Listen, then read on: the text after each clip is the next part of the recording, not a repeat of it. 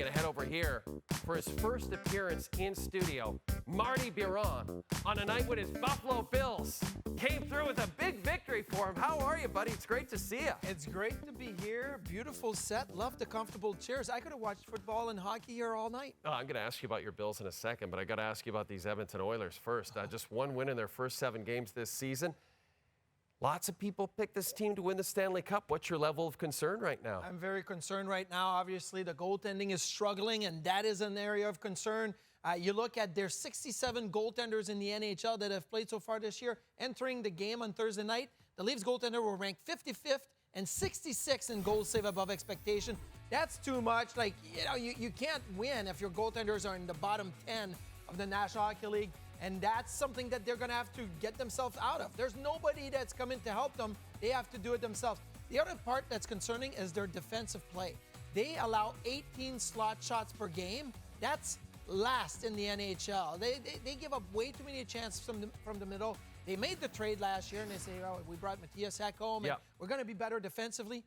You know that there's nobody on the Edmonton Oilers right now that have a plus-minus ranking that's in the positive. Right. They have Draisaitl and Cody Ceci at even, not 0, and everybody else is a minus. And I know what you're going to say, like the plus-minus stats is a little skewed sometimes, but at least get somebody in the plus. But nobody's in the plus, so defensively they're struggling definitely. So Edmonton's struggling, and down the road in Calgary, it's not going well either. Calgary's dropped 4 in a row, 2 wins in their first 8 games. What are you seeing from this Flames team? Because they struggled last season. We thought with the new head coach, things might be different this time around. They said they are too defensive last year, right? Well, they can't score. You look at the last 4 games, they've scored 1 goal against Columbus, 2 against Detroit, 1 against the Rangers, and none against the St. Louis Blues. And so they're misfiring. They're missing big opportunities. They can't seem to be getting the passes tape to tape when they have opportunities to get there. You look at Kadri, he's got only 1 point. Sharon Govich was a trade and sign. He's got 2 points. Michael Backlund has 0 goals. He had 19 last year. Yep. And at the end of the game, you've got Zadorov and Lindholm that basically are apologizing to the fans and saying, I would have booed too if I was paying the tickets. So that is not a good situation. Obviously, you got to score goals. You could say at times that, well, Markstrom or Vladar haven't been at the top level, but you can't blame them in a 3-0 loss or in a 2-1 loss. So it's scoring goals, and right now the Flames are just not scoring enough. Hey, if you're a fan of either of those teams, the good news is one of your teams is going to get a win this weekend at the Heritage Classic. Somebody has to win that game. Somebody just does.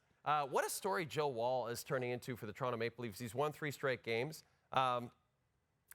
In your opinion, is he sort of just taken over this #1 job in Toronto? Well, there's a fight for sure, and he's making a case for the #1 job. But when you look at Joseph Woll, he was drafted in 2016, right? Goalies that have been in the league from that draft, Carter Hart, you've got Connor Ingram, you've got Philip Gustafson. So those are 3 goalies that have established themselves. So you look at Joseph Woll and you say, okay, this is his 5th pro season. Yep.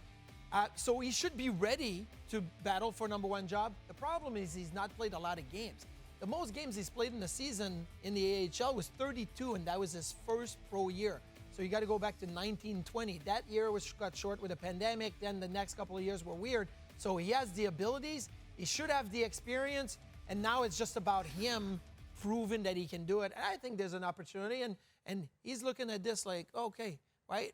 Martin Jones was signed as an insurance policy, maybe. Yep. No, I'm the guy. I want to be given a chance. Samsonov is struggling a little bit to find his rhythm early in the season, so he's playing without any stress. He goes out there and just plays. That's a really good place to be. Yeah, Max Domi said it. He has the demeanor of Carey Price. That's an incredible comparison, right? Oh, yeah, I won't go that far just yet, but I'll say he's extremely athletic. The save on Jason Robertson, that was the save of the game for me. Like, you make those type of saves, you earn yourself more starts. How do you feel about your Buffalo Bills after Thursday's win? I got the socks, the Bills socks on today. I was going to put the red tie on too. I thought it was maybe a little much. We'll see how they do next week against Cincinnati. Marty, great to have you in studio, buddy. Thanks for having me.